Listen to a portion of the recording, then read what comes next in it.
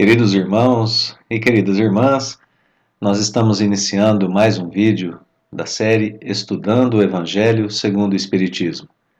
Que o amor do Cristo esteja sempre entre nós, nos guiando e nos protegendo. Nós vamos continuar agora o estudo do 16º capítulo da obra, que tem o título Não se pode servir a Deus e a Mamon.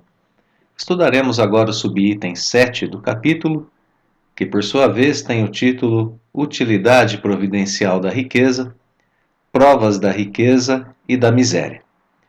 Este subitem é composto por 6 parágrafos com comentários de Allan Kardec sobre esse tema, a utilidade providencial da riqueza e as provas da riqueza e da miséria.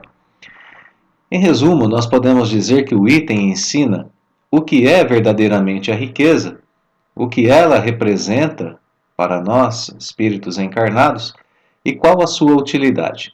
Esse é o grande resumo do item. Vamos retomar um pouquinho aquela nossa ideia de continuidade, que é muito importante a gente relembrar as ideias que estão sendo colocadas no capítulo, Anteriormente, nós aprendemos como que nós tratávamos a nossa relação com a riqueza para o nosso próprio bem. Depois, aprendemos o uso da riqueza, como tratar bem da riqueza, levando em consideração o bem-estar das outras pessoas. Depois, ainda no mesmo capítulo, nós aprendemos o bom uso da riqueza na minha relação com o Pai Celestial. Quando eu sou rico, como eu sirvo a Deus no bom uso da riqueza. Bem, agora nada mais justo do que entendermos então o que é a riqueza e para que ela serve. Mas para que ela serve verdadeiramente. Isso nos ajudará também a servir a Deus quando estamos na posse dos bens materiais, na posse da riqueza. Entendê-la, compreendê-la, nos ajudará a cumprir os requisitos anteriormente expostos, os ensinamentos anteriormente expostos no capítulo. Então nós vamos à exposição agora da primeira parte do primeiro parágrafo aqui, já com os comentários de Allan Kardec. Então vamos lá. Kardec escreve que se a riqueza houvesse de constituir obstáculo absoluto à salvação daqueles que a possuem, conforme se poderia inferir de certas palavras de Jesus, interpretadas segundo a letra e não segundo o espírito, Deus que a concede a riqueza, teria posto nas mãos de alguns um instrumento de perdição, sem apelação nenhuma, ideia que repugna a razão. Sem dúvida, pelos arrastamentos a que dá causa, pelas tentações que gera e pela fascinação que exerce, a riqueza constitui uma prova muito arriscada, mais perigosa do que a miséria. É o supremo excitante do orgulho, do egoísmo e da vida sensual. É o laço mais forte que prende o homem à terra e lhe desvia do céu os pensamentos. Então aqui essa primeira parte desse primeiro parágrafo, que traz essas ideias que Kardec vem colocando aqui para a gente. Primeira coisa, a riqueza não é obstáculo absoluto à salvação de ninguém. Nenhum rico está condenado apenas por ser rico. Kardec coloca aqui um argumento interessante, Ele diz que algumas palavras de Jesus são interpretadas segundo a letra e não segundo o espírito. Então são interpretadas literalmente. Não se busca entender o significado que está por detrás das palavras que Jesus disse. É isso que Kardec está nos ensinando. Em alguns ensinamentos de Jesus, a gente precisa entender aquilo que Jesus queria expor e não tomá-los ao pé da letra. Se fosse assim, se a riqueza fosse um obstáculo absoluto à salvação de alguém, Deus teria colocado nas mãos de algumas pessoas um instrumento de perdição. Então, isso é uma coisa que fere a nossa razão. A gente não pode acreditar que Deus vá colocar nas mãos de alguma pessoa algo que inevitavelmente vá condená-la à perdição. Então, esse é o argumento de Kardec. Bom, e aí, na sequência, o codificador escreve o porquê que a riqueza é perigosa. E aqui a gente começa a entender e a relacionar um pouquinho essas palavras de Kardec com até mesmo com o título do capítulo, né? Utilidade providencial da riqueza. Algo providencial é aquilo que vem da providência divina. Utilidade providencial da riqueza. Quando Deus permite a riqueza para algumas pessoas, qual é a utilidade disso? A utilidade que a providência divina espera disso. Então a gente começa a entender que agora que a riqueza tem uma utilidade para aquele que a possui e que a utilidade dela vai começar a aparecer agora no capítulo, né? Sem dúvida, a riqueza é perigosa porque ela dá causa, né, a arrastamentos. Que arrastamentos são esses? Tentações, o dinheiro pode comprar muita coisa. A fascinação, a pessoa pode se ver iludida por aquilo que a riqueza lhe oferece e não ver a utilidade providencial dela. Então, a riqueza, dessa forma, é uma prova muito arriscada e mais perigosa do que a miséria. Então, veja qual é a utilidade da riqueza, a primeira utilidade que a gente vê na riqueza, né? A riqueza é uma prova para o espírito que a possui, e nisso ela é útil. É nessa prova que o espírito vence os arrastamentos que ela causa, vence as suas tentações, vence a sua fascinação, e que faz tudo aquilo que está exposto anteriormente no capítulo, né? Usa a riqueza para o bem próprio, para o bem do próximo e servindo a Deus. Então, a primeira utilidade dela é essa. Interessante aqui que riqueza e miséria são as duas, tanto riqueza quanto miséria, representam a mesma coisa, uma prova para o espírito que a vive. Então, ela aqui, ó, prova mais arriscada e mais perigosa do que a prova da miséria. Por que ela é assim? Porque ela é o supremo excitante do orgulho. Vamos voltar aqui o texto, né? Ela é o supremo excitante do orgulho. Então, aqui a riqueza já começa a ser definida como algo que nos leva a deixar o nosso orgulho cada vez mais sensível. Então, do ponto de vista espiritual, né, do progresso espiritual, a gente vai vendo aqui na lição que é muito difícil essa prova da riqueza. Muito difícil ser rico na Terra, porque temos arrastamentos, tentações, fascinação, tudo que está colocado aí e que são obstáculos que o espírito enfrenta quando ele é rico na matéria. Ele precisa vencer tudo isso para ser fiel a Deus. Então, uma prova muito grande do ponto de vista espiritual. A riqueza provoca ainda o orgulho, né? Provoca o egoísmo, provoca a vida sensual, e por isso até ela é chamada aqui no texto de o laço mais forte que prende o homem à terra e que desvia do céu os seus pensamentos. Porque quando o homem é rico, ele volta todos os seus pensamentos unicamente à condição da riqueza, à manutenção dela e às benesses materiais que ela pode trazer para a pessoa que é rica. Então, aqui nesse primeiro parágrafo, a gente vê uma exposição aqui dizendo para a gente que qual é a verdadeira condição do homem rico, né? Estar em uma dura prova espiritual. Essa é a verdadeira condição de um homem rico na Terra. Então a gente precisa entender bem que a riqueza aqui ela não é boa nem má e que ela é um excitante perigoso do nosso orgulho, do egoísmo e da vida sensual. E que ela vai trazer a pessoa essa missão, né? Essa utilidade para a pessoa de cumprir a missão de conseguir o seu avanço espiritual, mesmo estando de posse do bem-estar das riquezas materiais, né? Que as riquezas materiais proporcionam. Vamos encerrar esse parágrafo, né? Produz tal vertigem que muitas vezes aquele que passa da miséria à riqueza esquece de pronto a sua primeira condição. Os que com ele a partilham, os que o ajudaram, os que com ele, a partilharam, os que o ajudaram, e faz-se insensível, egoísta e vão.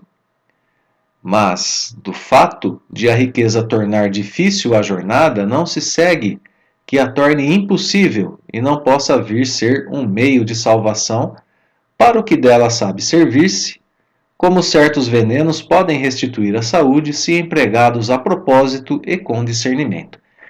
Então aqui a gente tem um fechamento, né, uma conclusão das ideias anteriores.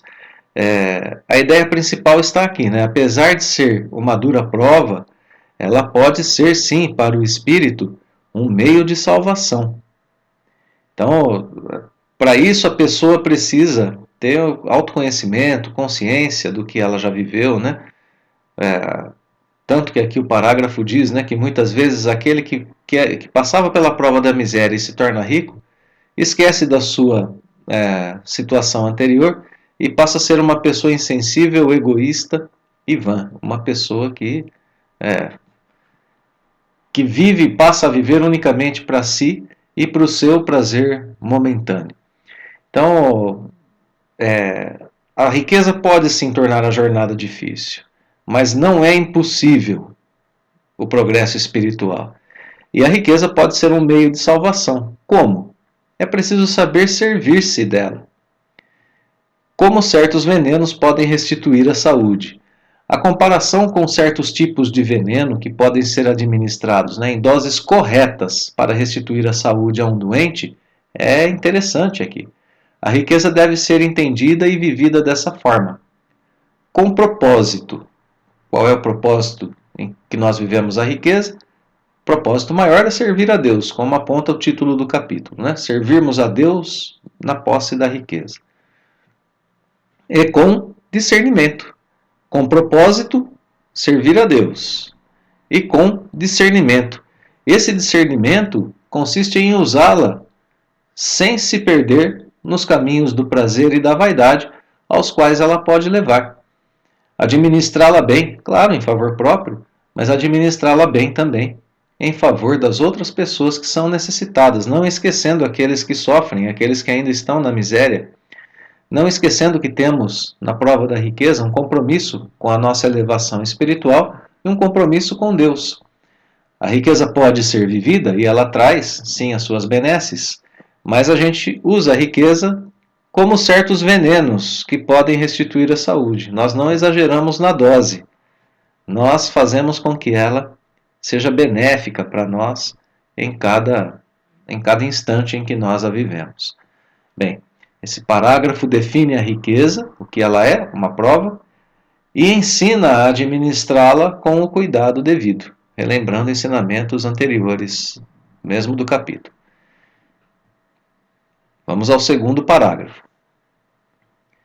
Quando Jesus disse ao moço que o inquiria sobre os meios de ganhar a vida eterna, desfaze-te de todos os teus bens e segue-me, não pretendeu de certo estabelecer como princípio absoluto que cada um deva despojar-se do que possui e que a salvação só a esse preço se obtém, mas apenas mostrar que o apego aos bens terrenos é um obstáculo à salvação. Aquele moço, com efeito, se julgava quite porque observava certos mandamentos e, no entanto, recusava-se à ideia de abandonar os bens de que era dono. Seu desejo de obter a vida eterna não ia até o extremo de adquiri-la com sacrifício.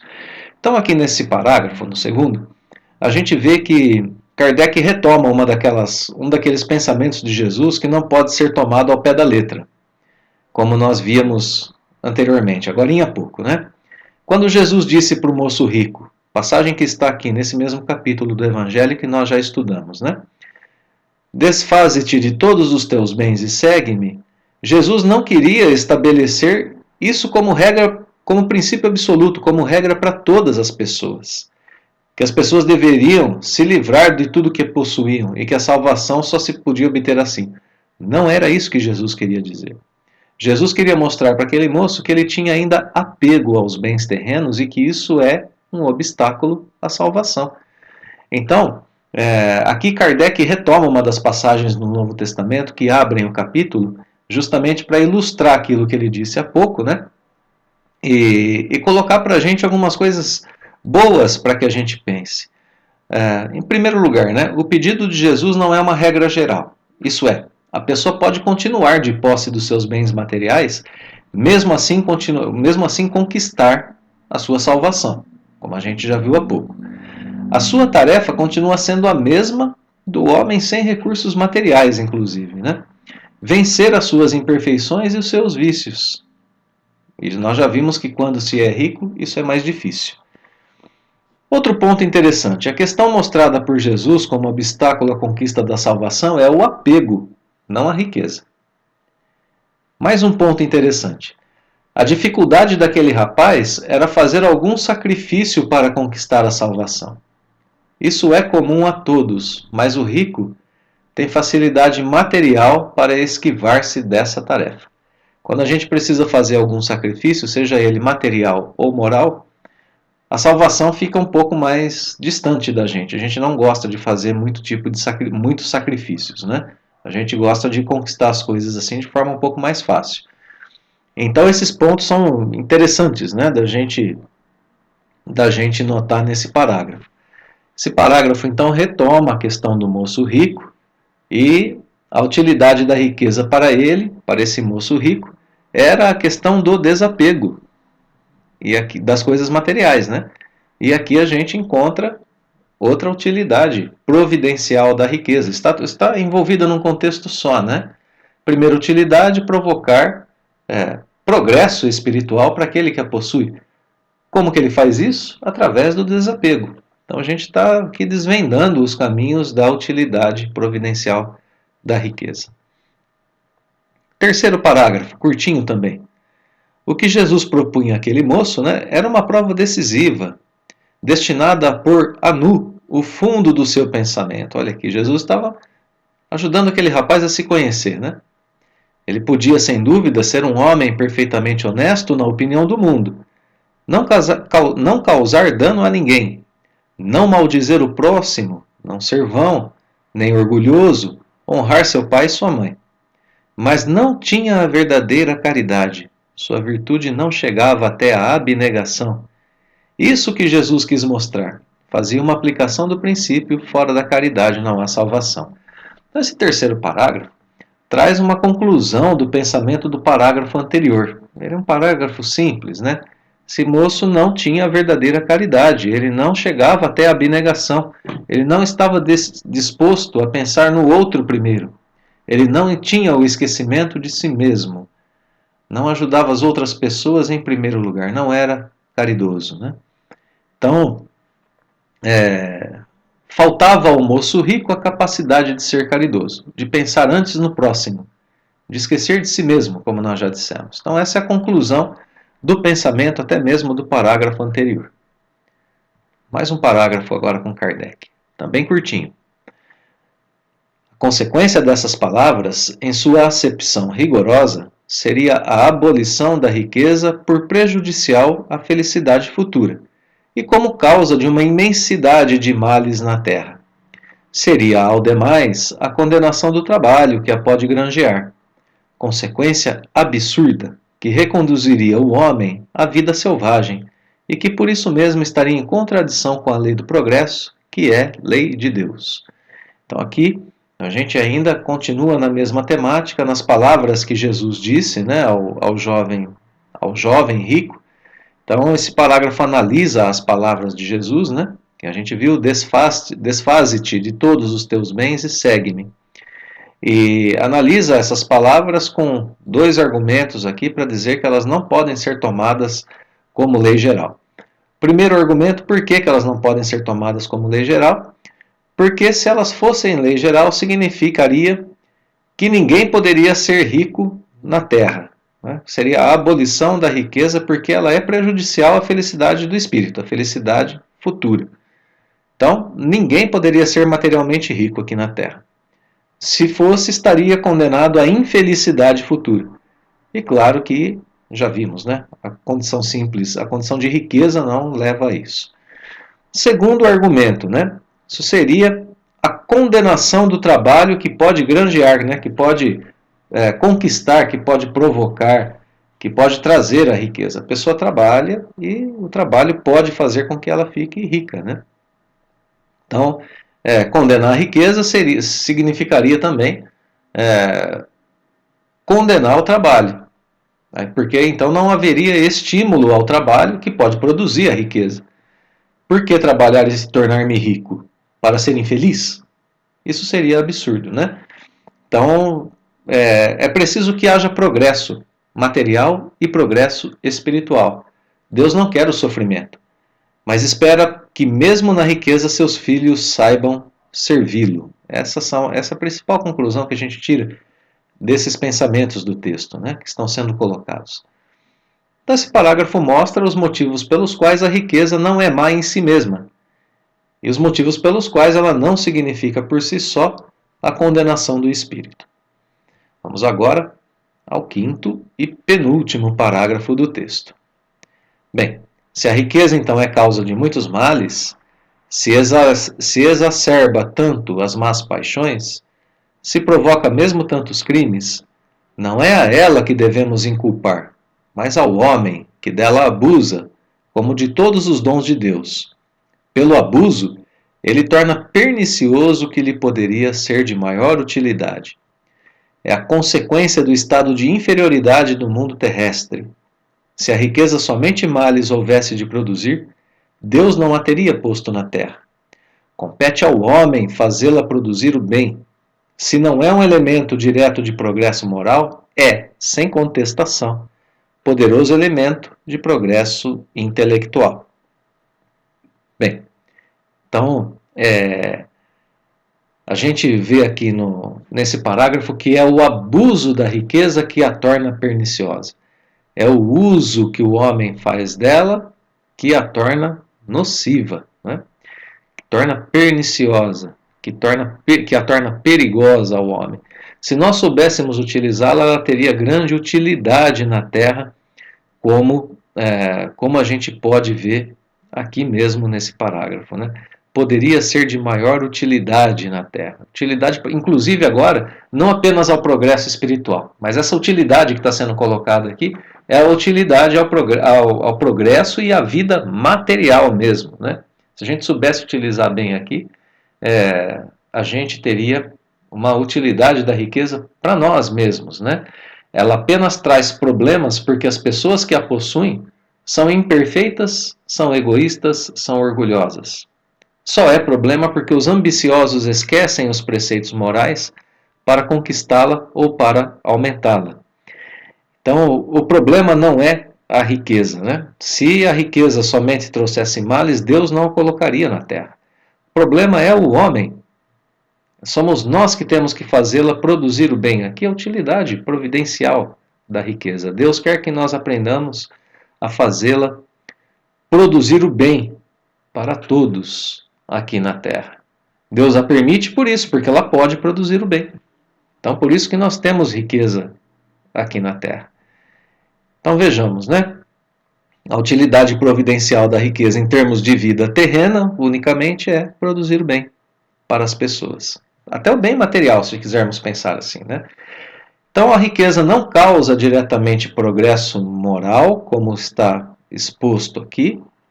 Diretamente não, ela causa indiretamente. Aquele que é rico não se torna uma pessoa moralmente melhor apenas por ser rico. É isso que está sendo escrito aqui, né? Então ela não causa diretamente o progresso moral. Mas no que diz respeito à situação daquele que vive exclusivamente para sua conquista e manutenção, esse não se preocupa com o aspecto moral da vida. Também nesse sentido ela não causa progresso moral. Se preocupa apenas consigo mesmo, com sua riqueza. Então não tem progresso moral. Bom, embora ela não seja um elemento direto de progresso moral, ela é sem dúvida poderoso elemento de progresso intelectual. Sim, ela provoca progresso intelectual porque é preciso de inteligência e conhecimento para conquistar e para manter a riqueza. Algum tipo de progresso intelectual, algum tipo a pessoa vai conseguir. Quando ela é rica ou quando ela se transforma em uma pessoa rica.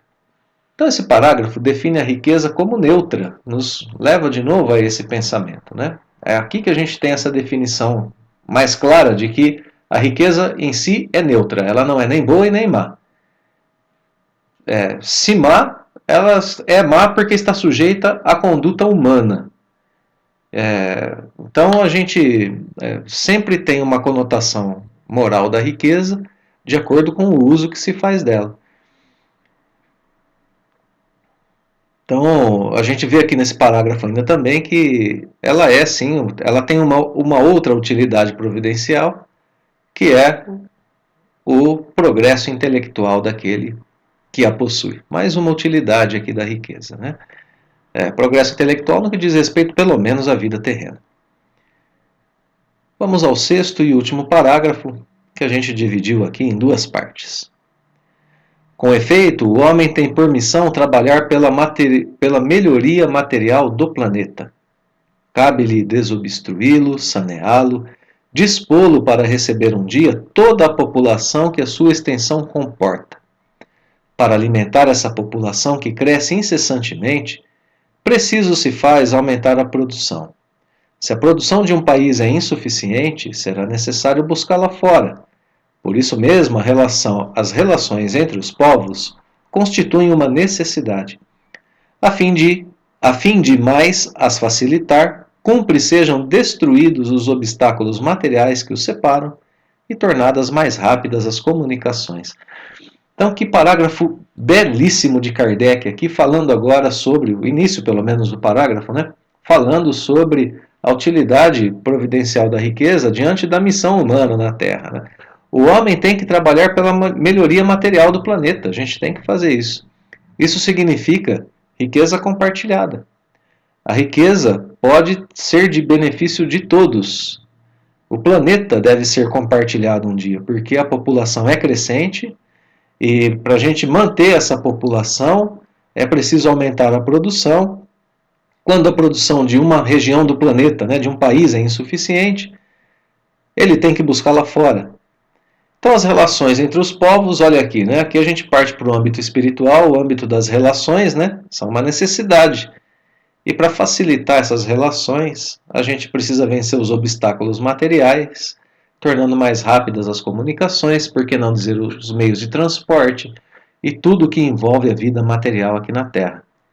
A gente tem aqui um aprendizado para os indivíduos, né? Todos nós temos a nossa missão com a melhoria do planeta, ainda mais hoje em dia que a gente precisa pensar até no aspecto da manutenção do nosso sistema aqui no planeta, né? Do ecossistema do planeta.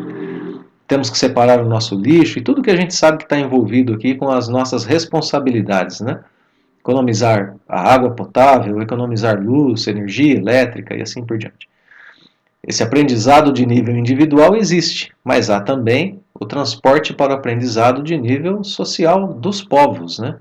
Os povos devem suprir as necessidades uns dos outros e aprenderem a compartilhar, a dividir a riqueza em prol de todos. Então até aqui o parágrafo já fala mais uma vez da utilidade e do bom uso da riqueza material. Vamos terminar o parágrafo e o nosso estudo. Para os trabalhos que são obra dos séculos, trabalhos muito demorados, né? Teve o homem que extrair os materiais até das entranhas da terra. Procurou na ciência os meios de os executar com maior segurança e rapidez. Mas para os levar a efeito, precisa de recursos. A necessidade fê-lo criar a riqueza, como o fez descobrir a ciência. A atividade que esses mesmos trabalhos impõem lhe amplia e desenvolve a inteligência. Olha que o progresso intelectual da riqueza, né? E essa inteligência que ele concentra, primeiro na satisfação das necessidades materiais, o ajudará mais tarde a compreender as grandes verdades morais. Sendo a riqueza o meio primordial de execução, sem ela, não mais grandes trabalhos, nem atividade, nem estimulante, nem pesquisas. Com razão, pois, é a riqueza considerada elemento de progresso. Então, os maiores e mais demorados trabalhos de melhoria foram facilitados pela ciência, como a gente vê aqui no parágrafo, né? A riqueza, por sua vez, nasce da necessidade de realização de maiores empreendimentos, de melhorias, de maiores melhorias, né, para o planeta. Necessidade fez o homem criar a riqueza, como fez descobrir a ciência. Necessidade de realização de maiores trabalhos, né, trabalhos